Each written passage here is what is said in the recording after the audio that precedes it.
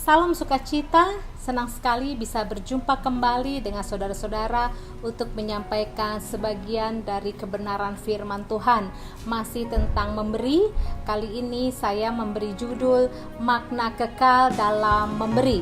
Mari kita buka firman Tuhan dari Matius pasal 25 ayat 31 sampai dengan ayat yang ke-45.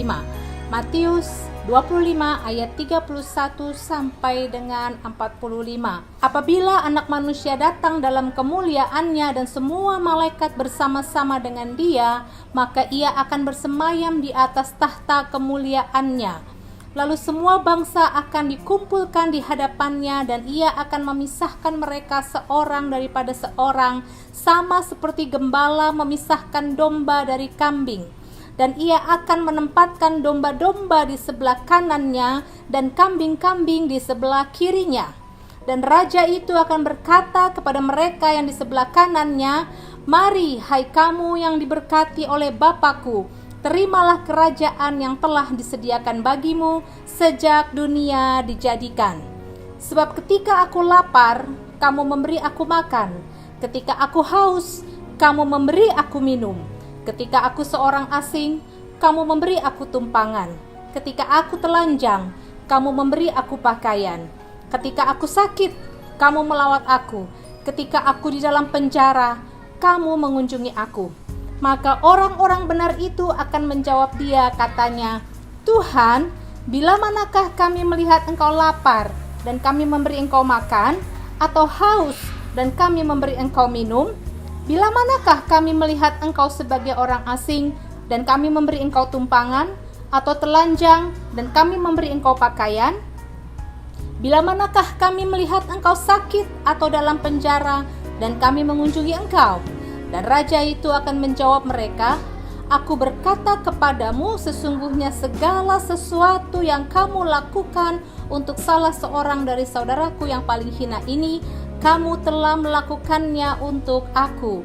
Dan Ia akan berkata juga kepada mereka yang di sebelah kirinya, "Enyahlah dari hadapanku, hai kamu orang-orang terkutuk, enyahlah ke dalam api yang kekal, yang telah sedia untuk iblis dan malaikat-malaikatnya. Sebab ketika aku lapar, kamu tidak memberi aku makan. Ketika aku haus, kamu tidak memberi aku minum. Ketika aku seorang asing, kamu tidak memberi aku tumpangan. Ketika aku telanjang, kamu tidak memberi aku pakaian. Ketika aku sakit dan dalam penjara, kamu tidak melawat aku." Lalu mereka pun akan menjawab Dia, katanya, "Tuhan, bila manakah kami melihat Engkau lapar atau haus, atau sebagai orang asing, atau telanjang, atau sakit, atau dalam penjara dan kami tidak melayani Engkau?"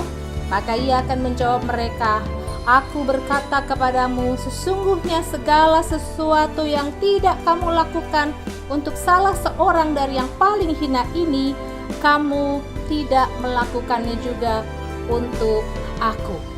Saudara-saudara, dari ayat-ayat yang kita baca, perikop ayat firman Tuhan ini berjudul penghakiman terakhir. Saudara, ternyata memberi dan membantu orang-orang susah, orang-orang yang dianggap hina, selalu memiliki makna kekekalan. 3 alasan mengapa pemberian kita, uluran tangan kita kepada orang yang susah, orang yang membutuhkan, orang yang berkekurangan, memiliki makna kekekalan. Yang pertama, saudara-saudara, setiap pemberian selalu tercatat di dalam ingatan Tuhan. Kita ingat pada waktu sebelum yang ini, yang lalu kita belajar tentang memberi dari kitab Markus pasal 12 ayat 41.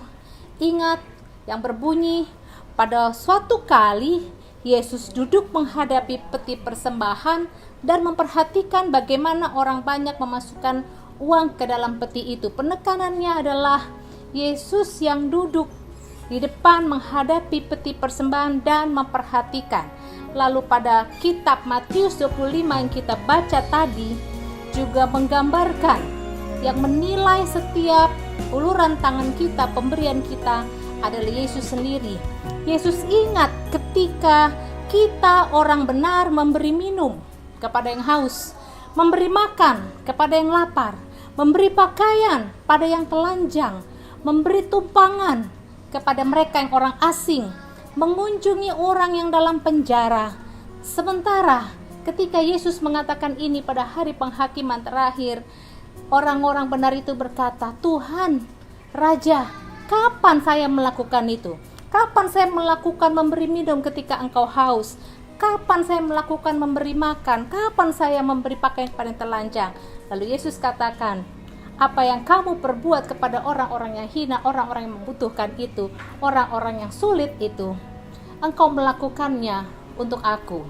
Jadi ternyata manusia tidak mengingat apa perbuatan baik yang dilakukan, namun selalu punya makna kekekalan, karena Yesus selalu mencatat di dalam catatannya.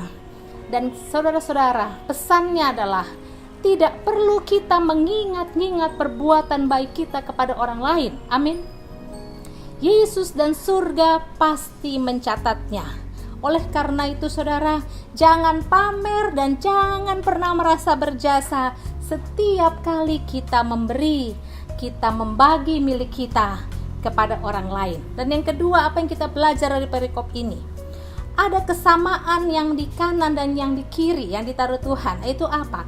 Mereka adalah yang di kanan domba-domba, yang ditaruh di kiri adalah kambing. Domba dan kambing sama-sama hewan yang dipelihara oleh seorang gembala dari domba dan kambing itu. Sama-sama mereka digembalakan oleh gembala yang sama, dipelihara oleh gembala yang sama. Namun ada perbedaannya. Ketika di firman Tuhan dikatakan kepada domba yang ditaruh di sebelah kanan, dan Yesus berkata, "Mari hai kamu yang diberkati oleh Bapa-Ku, terimalah kerajaan yang telah disediakan bagimu sejak dunia dijadikan." Mereka yang ada di kanan yaitu domba. Kenapa? Kenapa mereka dikatakan engkau menerima kerajaan yang telah disediakan bagimu?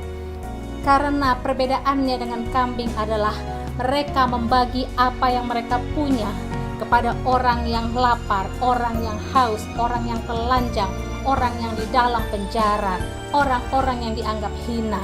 Artinya apa saudara? Kebenaran yang kedua, bagaimana, kenapa memberi mempunyai makna kekekalan?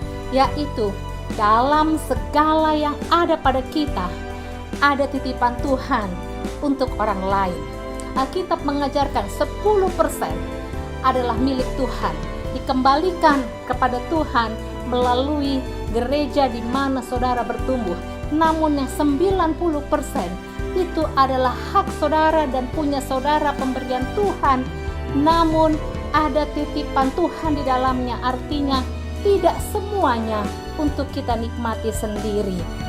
Oleh karena itu saudara-saudara, apa yang kita bagi dari apa yang menjadi milik kita, kita tahu di dalamnya ada bagian titipan Tuhan yang memang harus disalurkan, diberikan kepada mereka yang membutuhkan. Kenapa saudara-saudara?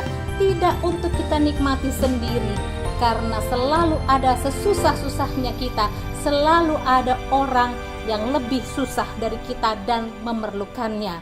Dan saudara-saudara, ini kebenaran dari firman Tuhan. Yang ketiga, apa yang kita lakukan kepada orang lemah di bumi akan menentukan apa yang Yesus lakukan kepada kita pada hari penghakimannya. Judul perikop yang tadi kita baca sekali lagi adalah penghakiman terakhir.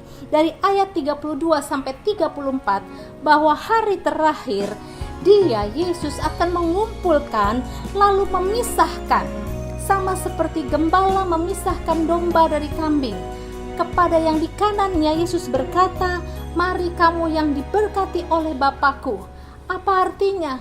Sama-sama domba dan kambing sama-sama diberkati oleh Tuhan. Namun kepada yang kiri dikatakan, "Enyahlah dari hadapanku, hai kamu orang-orang terkutuk. Enyahlah ke dalam api yang kekal yang telah sedia untuk iblis dan malaikat-malaikatnya." Kenapa? Karena ketika aku haus, engkau tidak memberi minum. Ketika aku makan, engkau tidak memberi makan. Ketika aku lapar, engkau tidak memberi makan. Ketika aku telanjang, engkau tidak memberi pakaian. Artinya saudara-saudara, sama-sama diberkati, tetapi mereka yang ada di kiri, yang dipisahkan oleh Tuhan, yang Tuhan katakan, enyahlah dari hadapanku, enyahlah ke dalam api yang kekal yang tersedia untuk iblis dan malaikat-malaikatnya, adalah mereka yang menikmati seluruh kepunyaannya untuk kenikmatan diri sendiri tanpa melihat sekitar yang sedang memerlukan. 3 arti mengapa kita katakan memberi memiliki makna kekekalan. Yang pertama tadi saudara-saudara, karena setiap pemberian kita selalu tercatat di dalam ingatan Tuhan. Kita tidak perlu catat, kita tidak perlu ingat, tapi kita punya kabar baik. Yesus catat semua apa yang saudara lakukan kepada sesama. Dan yang kedua, segala yang ada pada kita, dalam semua kepemilikan kita, ada titipan Tuhan untuk orang lain yang harus kita berikan, kita salurkan. Dan yang ketiga, apa yang kita lakukan hari ini kepada orang yang lemah di bumi ini akan menentukan apa yang Yesus lakukan kepada kita di hari penghakiman. Itu kebenaran firman Tuhan, kiranya menjadi berkat buat kita semua. Saudara dapat membacanya sekali lagi di rumah saudara masing-masing dan renungkan baik-baik. Matius 25 ayat 31 sampai dengan 46, penghakiman terakhir tentang bagaimana pemberian kita, perhatian kita kepada sesama memiliki makna kekekalan di hadapan Tuhan Yesus. Tuhan memberkati kita semua.